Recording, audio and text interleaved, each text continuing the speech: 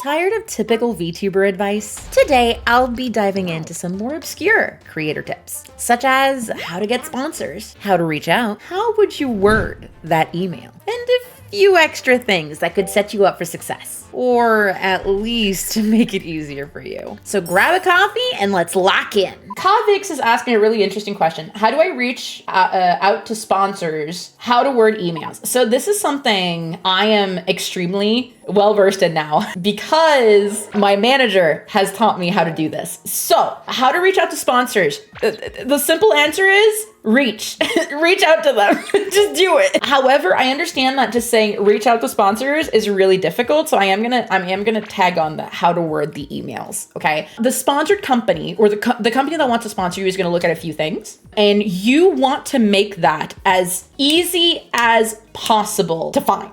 Right? So for example, you want to go to Elgato. We're going to use Elgato as an example. Okay. Kavix would be able to go for Elgato, right? Because Kavix is a streamer. They're an artist. They have a lot of things that they could say, hey, Elgato, I am this. I would love your products, like blah, blah, blah. Anyways, so Kavix, let's say Kavix wants to reach out to Elgato. What I would recommend Kavix does in their email is first of all, you want to present yourself. So you would say, hi, my name is Kavix. Then you would quickly say, what do you do? So this is your elevator pitch. So in the email, you would present yourself. You would then do a quick this is what I am. So for Kavix, it'd be, hi, my name is Kavix. I am a full-time streamer and full-time illustrator. I illustrate these comics, right? And I do models for the community, let's say. And then you would immediately, without talking about your followers or anything, you are going to come up to them with what you want. Okay. So in this case, Kavix may say, I would really want an Elgato mic. My audio is not great, but I've been streaming for X amount of years. And I was wondering if you guys would be interested. Okay, that's the first part of your email right there. The second part of your email will be, here are all my credentials. And I cannot say this enough, chat. You will thank me later. Get a media kit. Get a media kit. You hear me? Media kit. Do it now. Do it today. Do it yesterday. Okay, chat? Because a media kit is what they want. Okay, they will look at your socials, but if you give them a media kit, you give them all the information they need at one place. Is it good to get a media kit as an image or just formal text? Media kit as in go to Beacons. Go to a place that legitimately gets you a media kit. You basically don't have to worry about getting all that information yourself. What is a media kit? A media kit it can be an image, it can be text format, it can be a website of everything you have for your social media. It basically tells them, this is what I do, these are my numbers, these are my credentials. So I'm gonna show an example. I am gonna show an example here. As a streamer, it's your curriculum vitae. It is your CV. Basically, we're gonna look at my CV. So this is my media kit. I use Beacons because Beacons is free. So when they come up, they see this webpage. It has my icon. It has the total followers of all of my social medias. And it has Twitch, artist streaming, they, them, and then where I live. It tells me about me. And then it shows all of my social platforms that I decide to put in my media kit. So I have my Twitch, I have my YouTube, and I have my TikTok. Then a good thing is you can do brand partners. So I worked with Advanced GG, I work with One Shot Energy, and I work with BEPLAN. You will shill your community like your mother shills you to neighbors, okay? That is what you're gonna do.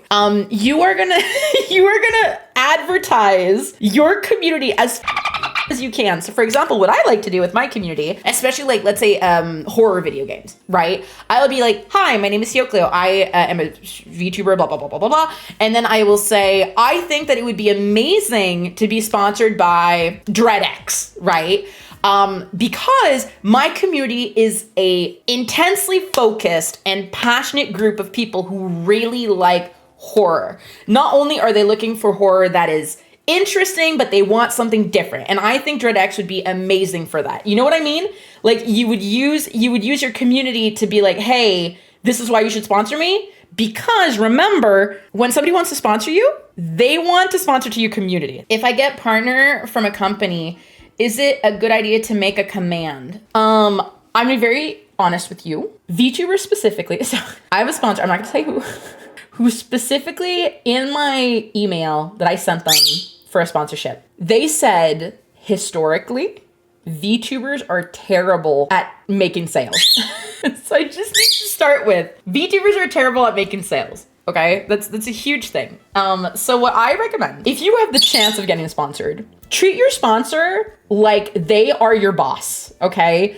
I'm working on specific things right now, again, that I will not talk about because I don't want anybody to steal my ideas, but there's a lot of things you can do other than making a post on social media and then forgetting about it for like a month. Okay. I would recommend you can put a little thing at the bottom of your stream. Okay. Like, like the tabs, the widgets, right? You can have one of those, but I'm going to be very honest with you. Very few people look at those. Okay.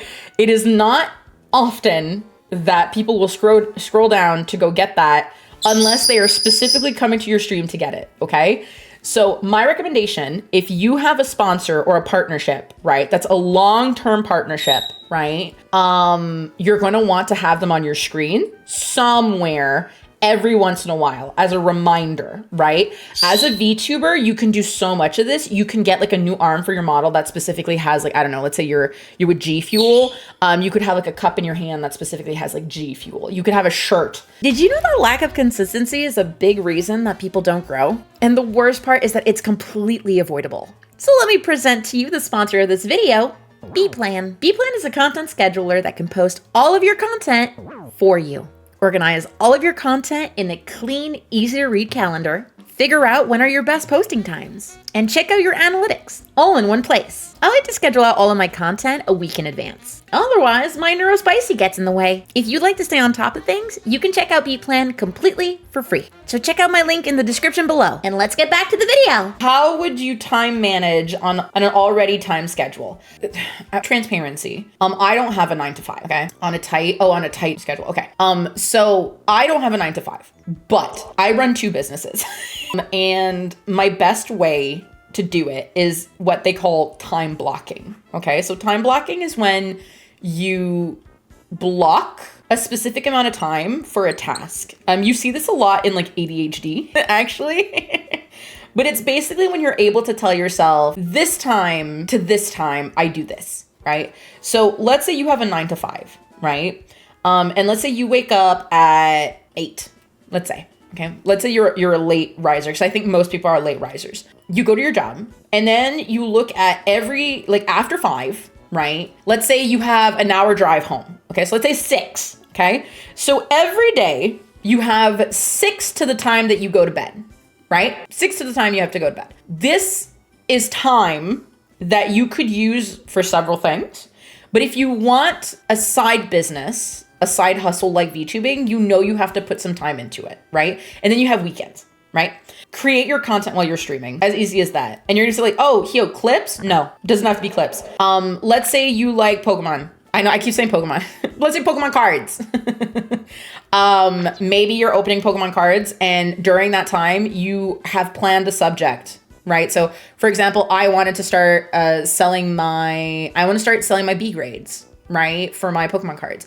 I could be opening a pack and saying so guys, I've decided I want to start selling my B grades. And so I've started looking up what is, what could I do to sell my B grades for a little bit of money on the side? And then maybe chat would ask oh, why do you want to sell your B grades? And then you can answer that. And then that specific part, right, of your stream, you can take and make a short with it, right? They said, if your manager brings you 0, if they don't bring you either any income or any actual information, you drop him. You drop him now, okay? 1 month is enough to tell. My manager got me a sponsor within the first month, edited 3 of my long forms, got me 2 games. We worked on multiple video ideas, built content programs on what I need to do every, lately, they were okay, we're looking at your streams. We noticed 1 morning stream did really, really well. I want you to do 2 morning streams and 2 afternoon streams for 2 weeks to see how it goes. Stuff like that. Okay. Managers are very proactive at getting stuff done. Okay. It's their job. Okay. But if I would say 2 months, if 2 months they have not done anything for you, drop them. Just drop them. Okay. It's not personal. It's business. Okay. I'm going to tell you right away. It's business, okay? And they know that. So, what's the price range for a manager? It varies. But I'm gonna tell you one thing. If all you're getting from your manager is 2 one-hour meetings for a $250, don't take it. Numbers are great and all, but should I make content on games or topics I genuinely like, or play games that people, friends, community want that I know I won't like? I'll be taking notes. All right, so here's the gist of it, okay?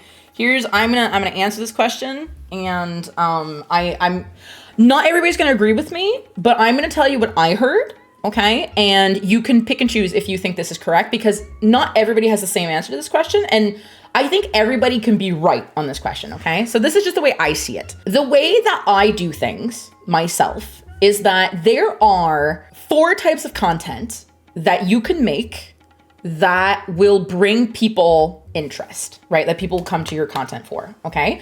Also, thank you for the 200 biddies, millennial. I appreciate that. So, as I talked about earlier, there are certain types of content that are evergreen, right? So that's content that's educational, content that is funny, content that is like artistic and, you know, has all of that. And I can't remember the other one right now. I can't remember the other one after that. But anyways, entertaining. But yeah, so you have like 4 different things. And when you can do all 4 of those things with content that you like and content that you don't like. But I'm going to talk about something really, really interesting that I think a lot of people don't talk about enough, which is niches. And I'm going to talk specifically about a special niche, which is personal niche. Okay. So personal niche or personal brand is when you brand yourself around yourself. This is a thing that a lot of VTubers do. Okay. It's very common in the VTuber sphere. You basically have special interests and you are the main niche. Okay. When you do personal brand, right, there are some caveats to it that means that you may grow less quickly. However, you will have more fun doing it. Okay. Basically, the thing that I do is that I have a lot of special interests. So in a day, right? In a week, I will like separate my special interests in like what I want to do, what I don't want to do, or what I think like people will do better with, right? Like what we'll enjoy. So what does that look like, right? So let's separate this in like 100%. Let's separate this in percentages, okay? I would suggest you do both. That's the short answer is I think you can do both. And the reason why I think you can do both, especially if you have a personal brand, is that you enjoy what you do, but you also see the benefits of doing something you didn't enjoy. Okay. So my example here is I like horror. So I like games. I like drawing and I like Pokemon cards. Okay. Those are 3 things that I really like. But you'll notice that today I am doing an educational stream, okay? I am not an educator. I am not an educator, but I know that educational streams, educational content does well, right? But I'm not somebody that will go out of my way to only do educational content, even though I know I could grow really quickly if I only ever did that, right? Which is normal because educational is evergreen, is helpful, people want to relate, people want help. That is just something that is constantly rolling, right? Versus like Pokemon and horror and all those things. So, do you feel ready sending out your first sponsorship email? I know you're probably nervous, but I promise you, it will take 100 emails to get a response. But it's worth it if you want to monetize in this career. Remember, rejection doesn't mean that you're not good enough. It just means that some poor employee has a lot of emails to get through. Give it time. If you don't get a response, just email them again. If you've learned anything today, could you please drop me a follow? If you'd like to ask me any questions live, feel free to check out my Twitch. So, which companies do you want to work with? Let me know in the comments. Thank you for watching. Monster out!